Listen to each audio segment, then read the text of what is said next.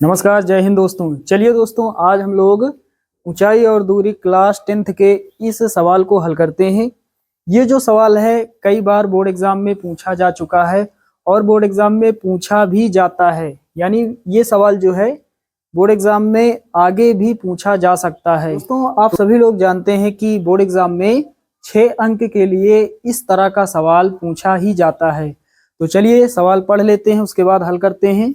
तो यहाँ पर दोस्तों सवाल है, एक बहुमंजिल भवन के शिखर से देखने पर एक 8 मीटर ऊंचे भवन के शिखर तथा तल के अवनमन कोण क्रमशः 30 अंश और 45 अंश हैं। बहुमंजिल भवन की ऊंचाई और दोनों भवनों के बीच की दूरी ज्ञात कीजिए। तो साथियों, सबसे पहले क्या करेंगे, स्टेप बाय स्टेप सवाल पढ़ेंगे और यहाँ पर चित्र बना लेंगे। सारा खेला चित्र का ही होता है। चित्र बन गया तो सवाल हल हो जाएगा, और यदि आपसे चित्र नहीं बना तो फिर आप सवाल नहीं सॉल्व कर सकते हैं। तो सवाल पढ़ते हैं, चित्र बना लेते हैं। लिखा है, एक बहुमंजिल भवन के शिखर से, यहाँ पर मान लेते हैं ये बहुमंजिल भवन है, इसका नाम दे देते हैं यहाँ पर ए बी। दोस्तों यहाँ पर ये बहुमंजिल भवन का शिखर है और ये बहुमंजिल भवन का पाद बिंदु है, यानी तल है। इसे पाद बिंदु या फिर तल भी कहते हैं। तो ये तल है और ये शिखर है, यानी शीर्ष है। तो सवाल क्या कह रहा है, एक बहुमंजिल भवन के शिखर से देखने पर, यानी यहाँ से देखने पर एक 8 मीटर ऊंचे भवन के शिखर, कोई दूसरा भवन है जिसकी ऊंचाई है 8 मीटर। तो बना लेते हैं यहाँ पर दूसरा भवन, मान लेते हैं ये दूसरा भवन है, इसका नाम दे देते हैं सी डी। तो इस तरह से हमने एक भवन बना लिया है, भवन का नाम हमने दिया है सी डी, और यहाँ पर ऊंचाई दी गई है भवन की 8 मीटर। इसकी ऊंचाई कितनी है, 8 मीटर। यहाँ पर भी दोस्तों उसी प्रकार ये भवन का शिखर है और ये भवन का तल है। तो साथियों यहाँ तक आप सभी लोग समझ गए। अब चलिए सवाल फिर से पढ़ते हैं। तो लिखा है, एक बहुमंजिल भवन के शिखर से देखने पर, यानी यहाँ से देखने पर एक 8 मीटर ऊंचे भवन के शिखर और तल के अवनमन कोण क्रमशः 30 अंश और 45 अंश हैं। तो इस तरह से मिला देते हैं। यहां से देखा जा रहा है, ये जो 8 मीटर भवन है इसका शिखर है और इस 8 मीटर ऊंचे भवन का ये तल है। इसके साथ भी यहां पर ऐसे मिला देंगे। तो बहुमंजिल भवन के शिखर से देखने पर एक 8 मीटर ऊंचे भवन के शिखर और तल के साथ अवनमन कोण 30 अंश और 45 अंश के बनते हैं। तो आधार रेखा बना देते हैं इस तरह से, यहाँ पर और यहाँ पर भी। दोस्तों अवनमन कोण की बात हो रही है, तो अवनमन कोण यहाँ पर बनेंगे, ऊपर यहाँ। तो पहले अवनमन कोण 30 अंश है, तो ये वाला कोण कितने अंश का बनेगा, 30 अंश का। उसके बाद है 45 अंश का, तो ये वाला कोण कितने अंश का बनेगा, 45 अंश का। तो यहाँ से पूरा इस तरह से लिखते हैं, ये वाला कोण 45 अंश का। दोस्तों ये वाला कोण है 30 अंश का, तो यहाँ पर बनेगा 30 अंश। और ये कोण है ये वाला है 45 अंश, तो जो यहाँ बनता है वो यहाँ पर बनेगा, यहाँ पर लिखेंगे 45 अंश। चलिए ये आप समझ गए होंगे। एक बिंदु यहाँ पर मान लेते हैं, यहाँ पर मान लेते हैं कोई बिंदु, मान लेते हैं P। तो यहाँ पर CD ऊंचाई किसके बराबर होगी, BP ऊंचाई के। ये दोनों ऊंचाइयां बराबर होती हैं। तो ये ऊंचाई है 8 मीटर, तो ये ऊंचाई कितनी होगी, 8 मीटर ही होगी, 8 मीटर।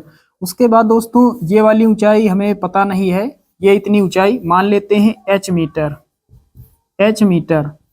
तो कुल ऊंचाई यहाँ से यहाँ तक कितनी होगी, यहाँ से लेकर यहाँ तक की कुल ऊंचाई कितनी होगी, ये वाली और ये वाली दोनों ऊंचाइयों को हम जोड़ देंगे, यानी 8 + H मीटर। नीचे से ऊपर तक की कुल ऊंचाई, तो 8 ये और H ये वाली, तो 8 + H मीटर। यानी यहाँ पर जो बहुमंजिल भवन है AB, इसकी ऊंचाई कितनी होगी, 8 + H मीटर। दोस्तों एक भवन ये है और एक ये है, इनकी बीच की दूरी नहीं पता है, ये दूरी मान लेते हैं x मीटर। तो ये दूरी यहाँ पर इस दूरी के बराबर होती है। तो यदि ये दूरी x मीटर है तो ये भी दूरी x मीटर होगी, x मीटर। चलिए, चित्र यहाँ पर कंप्लीट हो गया। हमने सवाल को स्टेप बाय स्टेप पढ़ा है और सवाल को पढ़ते पढ़ते ही हमने यहाँ पर चित्र बनाया है। आप सभी लोग अच्छे से चित्र समझ गए होंगे। अब दोस्तों हल करते हैं। दोस्तों यहाँ पर हमें थोड़ा लिखना होता है चित्र के बारे में। चित्र में जो कुछ भी आपने माना है उसी के बारे में यहाँ लिखना होता है। तो यहाँ पर थोड़ा लिख देते हैं। यहाँ पर लिखेंगे माना ए बी कोई बहुमंजिल भवन है जिसकी ऊंचाई 8 + h मीटर है। तो यहाँ पर हमने क्या लिखा, माना ए बी कोई बहुमंजिल भवन है जिसकी ऊंचाई 8 + h मीटर है। उसके बाद दोस्तों लिखेंगे तथा एक भवन ये है, एक भवन ये है। यहाँ पर दोनों भवनों के बीच की दूरी हमने मानी है x मीटर। तो यहाँ पर लिखेंगे तथा दोनों भवनों के बीच की दूरी x मीटर है। चलिए, हमने यहाँ पर लिख दिया है। चित्र में आप देख सकते हैं। सवाल में लिखा है बहुमंजिल भवन की ऊंचाई और दोनों भवनों के बीच की दूरी ज्ञात कीजिए। तो बहुमंजिल भवन यहाँ पर ए बी है, इसकी ऊंचाई है 8 + h मीटर, यानी हमें ए बी की ऊंचाई ज्ञात करनी है। और पूछ रहा है दोनों भवनों की बीच की दूरी, एक भवन ये है, एक भवन ये है, इनकी बीच की दूरी है x मीटर, यानी x का मान हमें बताना है और 8 + h का मान हमें ज्ञात करना है। दोस्तों यहाँ पर देख पा रहे हैं दो समकोण त्रिभुज यहाँ पर बन रहे हैं। एक समकोण त्रिभुज बन रहा है ACP और एक बन रहा है ADB। तो पहले एक कोई ले लेते हैं। चलिए, ये वाला ले लेते हैं ACP। तो यहाँ पर लिखेंगे समकोण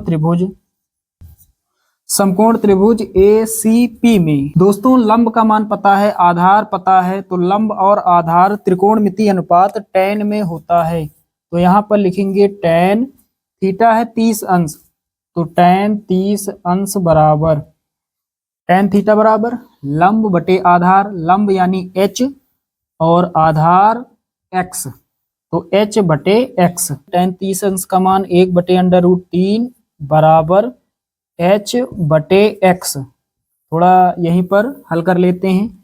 दोस्तों x का गुणा 1 से होगा, x हो जाएगा बराबर, यहाँ पर √3 भाग कर रहा है, इधर गुणा करेगा तो √3 का गुणा h से होगा, तो h√3 हो जाएगा। x का मान हमें प्राप्त हुआ है h√3, इसे हम मान लेंगे समीकरण 1। चलिए दोस्तों, अब दूसरा वाला समकोण त्रिभुज ले लेते हैं। तो यहाँ पर लिखेंगे अब समकोण त्रिभुज ADB में तो यहाँ पर फिर से त्रिकोणमितीय अनुपात tan ही लेंगे, क्योंकि लंब का मान दिया गया है 8 + h और आधार ज्ञात है x। तो यहाँ पर लिखेंगे tan, इस बार कोण है 45 अंश, तो tan 45 अंश बराबर लंब यानी AB का मान यहाँ से लेकर यहाँ तक की कुल ऊंचाई कितनी है 8 + h बटे में आधार का मान यानी x, नीचे लिखेंगे x। हल कर लेते हैं। tan 45 का मान 1 होता है, 1 बराबर 8 + h बटे में x। x का गुणा 1 से होगा, x हो जाएगा बराबर में 8 + h। अब दोस्तों समीकरण 1 का मान यहाँ पर रख देंगे। x जहाँ पर है हम लिख सकते हैं h√3। तो यहाँ पर कितना हो जाएगा h√3 बराबर में 8 + h। ये कहाँ से आया, साइड में लिख सकते हैं, तो यहाँ लिख देंगे समीकरण 1 से। चलिए आगे हल करते हैं। h बराबर की इस तरफ ये वाला h प्लस का है, इस तरफ आएगा माइनस का हो जाएगा, तो h√3 माइनस का h बराबर में 8। h कॉमन ले लेंगे तो यहाँ पर √3 माइनस कुछ नहीं बचेगा, 1 बचेगा, बराबर में 8। अब h का मान निकाल लेंगे तो h के साथ ये इधर गुणा कर रहा है, इधर भाग करेगा, बराबर के इस तरफ ये पार्ट आएगा तो बटे में हो जाएगा।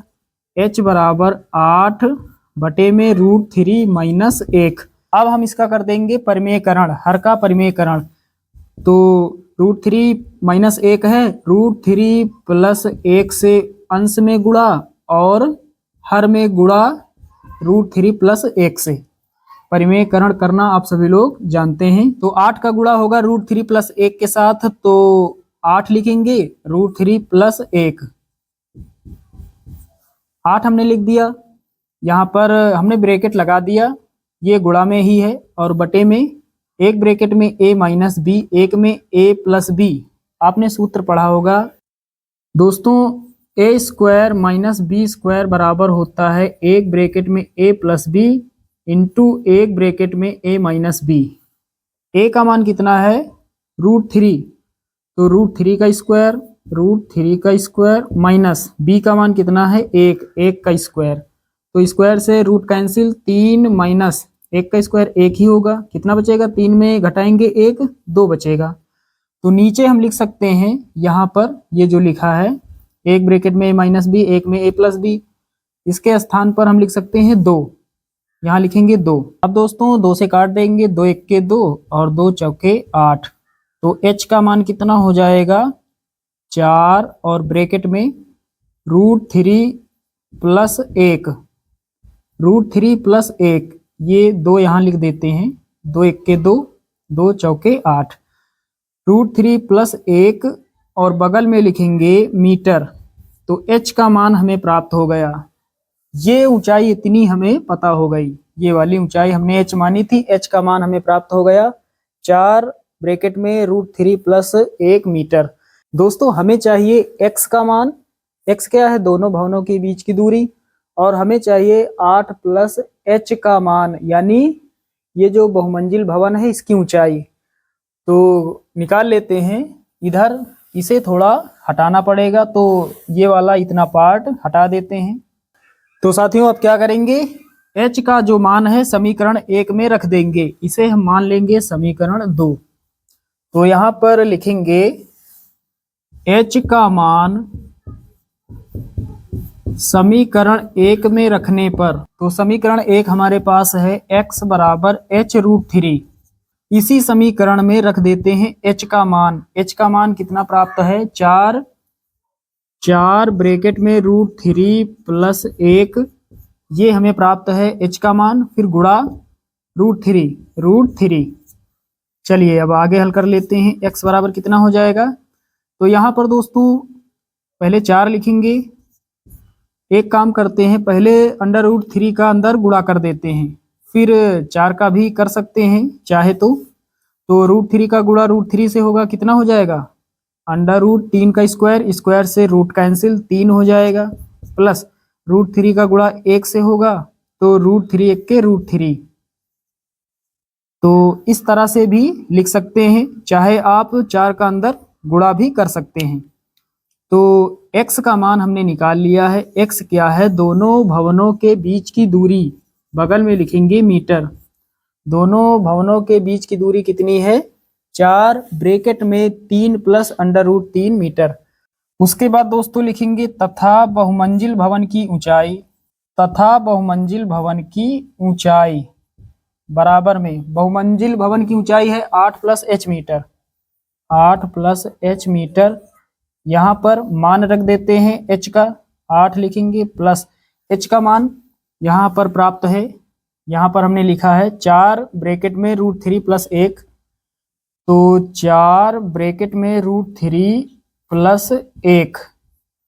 आप क्या करते हैं 4 का अंदर गुणा कर देते हैं, तो पहले 8 प्लस 4 √3 हो जाएगा, प्लस 4 का गुणा 1 से होगा, 4 1 के 4, अब 8 और 4 12 हो जाएगा, तो 12 प्लस 4 √3, 4 √3, यहाँ से 4 कामन ले सकते हैं या फिर यही आंसर हो जाएगा। तो चलिए कामन ले लेते हैं, तो 4 जब कामन लेंगे तो यहाँ 3 बचेगा, 4 3 12 होता है, 3 प्लस यहाँ से 4 हट जाएगा, √3 बचेगा, और बगल में लिखेंगे मीटर। तो यहाँ पर बहुमंजिल भवन की ऊंचाई भी हमने निकाल ली, कितनी प्राप्त हुई है, 4 ब्रैकेट में 3 प्लस √3 मीटर। यानी यहाँ पर दोनों भवनों के बीच की दूरी और बहुमंजिल भवन की ऊंचाई दोनों सेम हैं, दोनों बराबर हैं। तो साथियों, उम्मीद करता हूँ कि ये सवाल आप सभी लोग अच्छे से समझ गए होंगे।